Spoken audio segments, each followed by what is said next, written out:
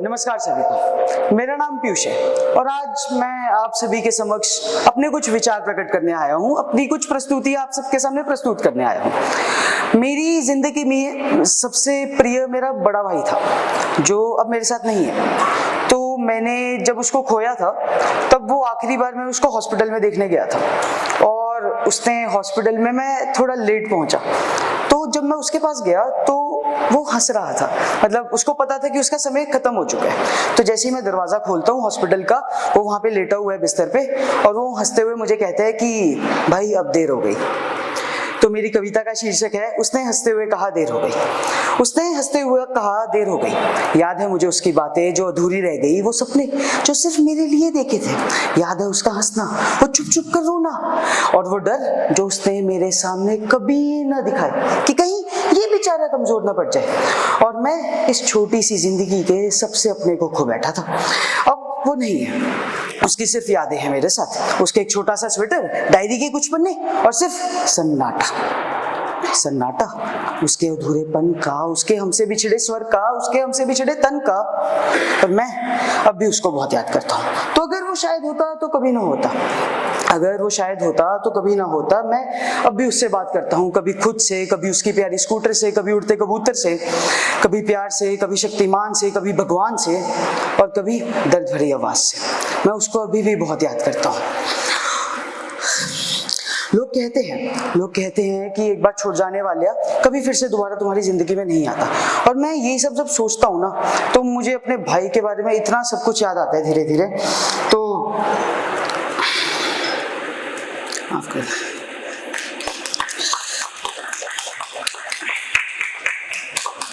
एक मुस्कान थी उसके चेहरे पे, एक मुस्कान रहती थी उसके चेहरे पे जैसे हमेशा होती थी। पर उस दिन उस मुस्कान में कुछ अलग सा था। एक डर था, एक डर था जो हमेशा डराती थी। चेहरे पर एक अलग सा डर था और मैं उसके साथ बैठा था, वही उसके साथ हमेशा उसका हाथ पकड़ के, शायद ज्यादा जोर से मैं उसके साथ बैठा था, हाथ पकड़ के शायद ज्यादा जोर से, जैसे वक्त को पकड़ लूं, जैसे उसे थोड़ा सा और रोक लूं। पर मौत कभी किसी के लिए रुकती नहीं और वो नरमियों से आती है, कभी ठंडे हाथ के छूने से, कभी उन पुरानी यादों में और कभी क्या पता मौत कौन सी किस मुस्कुराहट के पीछे छुपी होती है। अब मेरा बड़ा भाई तो चला गया। अब मैं अपने आप से बहुत ही ज्यादा डिप्रेस हो जाता हूँ लाइफ में कि मैं जिंदगी में करूँ क्या। मेरे साथ मेरा बड़ा भाई नहीं है जिसको मैं सराहनीय मान के हमेशा चलता रहता था। तो मैं सोचता हूँ कि अब मैं इस दुनिया में क्या करूँगा। तो मेरे अंदर बहुत ज्यादा सुसाइडल थॉट्स आने लग गए थे, जिसको मैंने मद्देनजर रखते हुए उसको पेन पेपर में उतारने की कोशिश करी।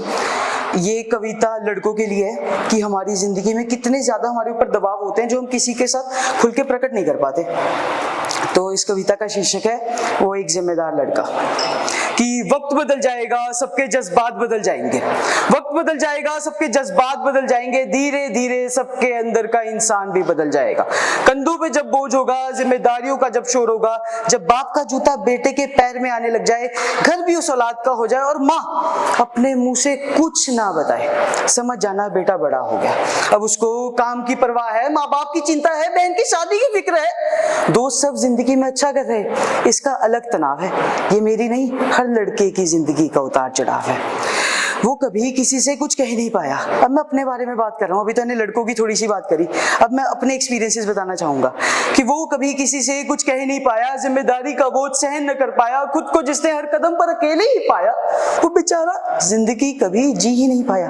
आज नहीं है वो लड़का जो हंसकर जीता था और सबके दुखों में उनके साथ खुशी खुशी पीता था। उसे इस दुनिया ने मार दिया, यादों के संसार ने, इश्क के इज़हार ने, पढ़ाई के बोझ ने, दुनिया की सोच ने, अखबारों की खबरों ने, इंसानियत के झगड़ों ने, मोहब्बत की गहराई ने, उदासी तन्हाई ने, माँ बाप की अभिलाषा ने, विश्वास की इस भाषा ने, तर्क ने, वितर्क ने, धन ने, मन ने, शैतान ने, हैवान ने, दानव ने, मानव ने, मकान ने, दुकान ने, लंबी कतारों ने, फर्जी यारों ने, पहले प्यार ने, उसके इंतजार ने, दोस्त की चाह ने और अकेलेपन की राह ने, हाँ मार दिया उसे। वो जब भी रो सोता था हमेशा यही सोचकर रोता था, काश मेरा भी कोई यार होता जो मेरे लिए ही दिलदार होता। रो नहीं पाते, बोल नहीं पाते, लड़का है जिम्मेदार बन, कुछ काम कर, अपने परिवार का नाम कर। तो लड़का है मर्द बन, फिर कहेंगे जो मर्जी कर लेकिन वही कर जिसमें पैसा होगा, नाम होगी, इज्जत होगा। वो रिक्शा वाले का लड़का था, आईएएस बन गया, तू भी कुछ ऐसे ही कर। फर्ज, उम्मीद, बोध, धर्म है तेरे। अबे नहीं, ये उन महात्माओं के दुकर में एक इंसान को इतना बोझ डलवाया, क्या इसकी कहानी पे किसी ने गौर भी फरमाया?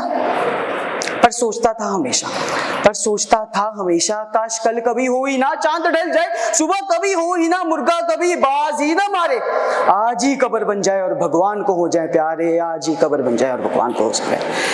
कर सकता हूं मैं, अभी इसी वक्त भगवान के पास जा सकता हूं, अभी एक फंदा टांग लूं, सीने में खंजर मार लूं, या फिर उस चौथे माले से छलांग मार लूं, ले लूं क्या खुद की जान? मेरे होने से फर्क नहीं पड़ रहा, ना होने से शायद पड़ जाए। एक दुखी आदमी का दुख तो तब कम होगा जब उसकी आत्मा का दफन होगा, या अग्नि में समर्पण होगा, उसकी चिता को आग लगाई जाएगी, या अस्थियां समुद्र में बहाई जाएंगी। क्या किसी को सही में थोड़ा सा भी फर्क पड़ेगा जब कल शाम की महफिल में एक आदमी कम होगा, जब कल शाम की महफिल में एक आदमी। धन्यवाद।